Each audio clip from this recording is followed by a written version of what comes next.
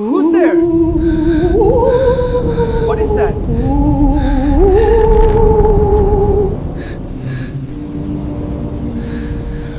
Hello.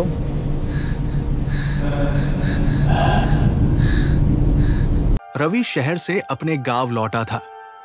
रात बहुत हो चुकी थी और बाहर मूसलाधार बारिश हो रही थी। जब रवि घर में दाखिल हुआ तो पूरा घर अंधेरे में डूबा था। बिजली नहीं थी। उसने फोन की लाइट जलाई और सीढ़ियां चढ़ने लगा।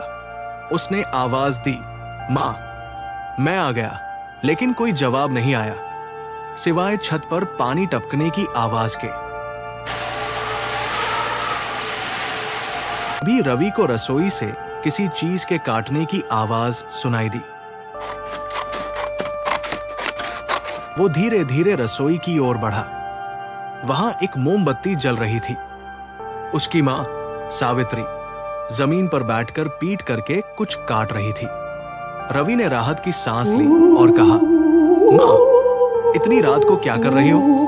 लाइट भी नहीं है। मां ने पलटे बिना जवाब दिया। उनकी आवाज बहुत भारी और अजीब सी थी, जैसे गले में पानी भरा हो। उन्होंने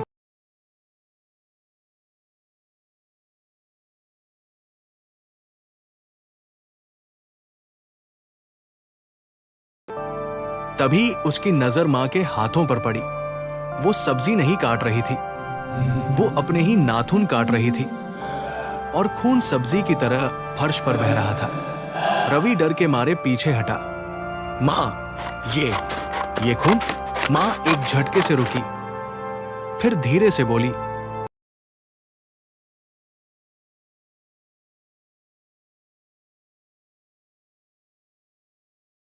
टा रही थी। थाली लेकर पीछे मुड़ी। रवि की चीख हलक में अटक गई। मां का चेहरा एकदम सपाट था। न आंखें थी, न नाक, न मुंह, सिर्फ चिकनी चमड़ी थी। लेकिन फिर भी उस बिना मुंह वाले चेहरे से आवाज आई, खा ले बेटा, ठंडा हो जाएगा। रवि अपनी जान बचाकर अपने कमरे की तरफ भागा और दरवाजा बंद कर लिया। उसका दिल जोर जोर से धड़क रहा था। तभी उसकी जेब में फोन बजा। उसके मामा का सोन था। रवि रोते हुए बोला, हेलो मामा, मां को कुछ हो गया है। उनका चेहरा, वो अजीब हरकतें कर रही है। मामा की घबराई हुई आवाज आई, रवि, होश में आओ। तुम्हारी मां का एक्सीडेंट कल रात ही हो गया था। उनकी लाश अभी तक मोर्चरी में पड़ी है। उनका चेहरा पूरी तरह कुचल गया था। उनका तो कोई चेहरा ही नहीं बचा है।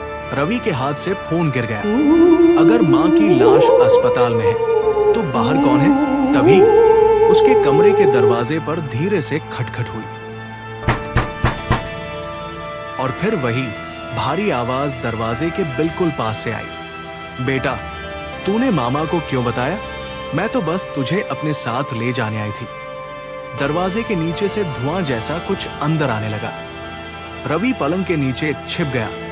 उसने अपनी आंखें बंद कर ली और हनुमान चालीसा पढ़ने लगा। तभी उसे महसूस हुआ कि पलंग के गद्दे पर ऊपर से दबाव पड़ रहा है। कोई पलंग पर बैठ गया था और फिर